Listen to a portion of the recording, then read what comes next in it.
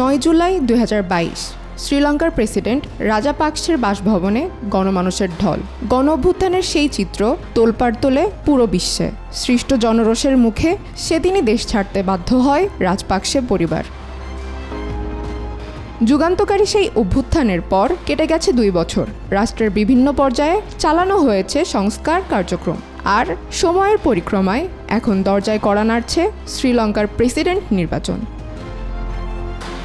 তবে দক্ষিণ এশিয়ার যে দেশেই নির্বাচন হোক, সেখানেই নিজেদের দাদাগিরি দেখাতে ব্যস্ত হয়ে পড়ে ভারত। কিন্তু বর্তমান বাস্তবতায় এই অঞ্চলের ভূ রাজনীতিতে ক্রমেই কোণঠাসা হয়ে উঠছে ভারত। ফলে শ্রীলঙ্কার এবারের নির্বাচন স্বাভাবিকভাবেই ভারতের কাছে অনেক বেশি গুরুত্বপূর্ণ। দক্ষিণ ভারতের খুবই কাছে শ্রীলঙ্কার অবস্থান। এই দক্ষিণেই আছে ভারতের গুরুত্বপূর্ণ কিছু নিরাপত্তা ও বিজ্ঞান গবেষণা বিষয়ক প্রতিষ্ঠান। এর মধ্যে আছে পারমাণবিক বিদ্যুৎ কেন্দ্র, মহাকাশ গবেষণা কেন্দ্র এবং নৌঘাঁটি।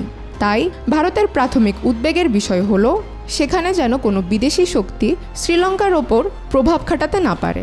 এ কারণে প্রেসিডেন্ট নির্বাচনে সাজিদ প্রেমাদাসাকে ভারত সমর্থন দিচ্ছে বলে বলা হয়েছে। জানা যায় এই প্রেমাদাসার দল অতিমাত্রায় ভারতপন্থী। এমন তথ্য জানিয়ে সম্প্রতি একটি প্রতিবেদন প্রকাশ করে দ্য ডিপ্লোম্যাট পত্রিকা। অন্যদিকে চীনের সমর্থন ন্যাশনাল পিপলস পাওয়ার এনপিপির অনুরা কুমারা দিশানায়েকের প্রতি। শ্রীলঙ্কার নির্বাচন নিয়ে ভারতের সবচেয়ে বড় উদ্বেগ এখন চীন। কেননা চীনপন্থী দিশানায়েকে আগাচ্ছেন খুবই কৌশলের সাথে। এবছর শুরুর দিকে দিশানায়েকে ভারত সফর করেন। তার মধ্যে ভারত বিরোধী কোনো মনোভাব লক্ষ্য করা যায় না। তবে আদানি গ্রুপের সঙ্গে শ্রীলঙ্কার জ্বালানি চুক্তি বাতিল করে দেওয়ার হুমকি দিয়েছেন দিশানায়েকে। তবে শ্রীলঙ্কার নির্বাচনের হিসেব নিকেশ পুরোটাই বদলে দিতে পারে রাজাপাকসে পরিবার। আবারও সক্রিয় হচ্ছে দেশ থেকে বিতাড়িত হওয়া সেই রাজাপাকসে ব্রাদার্স।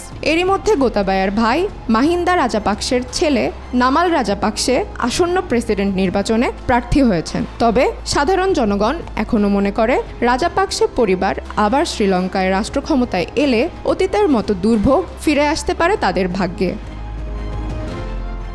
আগামী 21 সেপ্টেম্বর অনুষ্ঠিত হতে যাচ্ছে শ্রীলঙ্কার প্রেসিডেন্ট নির্বাচন। আর এই নির্বাচনে অন্তত 39 জন প্রার্থী অংশ নিচ্ছেন। জনগণের প্রতিরোধ, রাজনৈতিক সংকট এবং জাতীয় স্বার্থের চাপে ভবিষ্যতে দেশটির রাজনৈতিক গতিপথ কী হবে সেটিই এখন দেখার বিষয়। চন্দ্রিকা মজুমদার, আজকাল।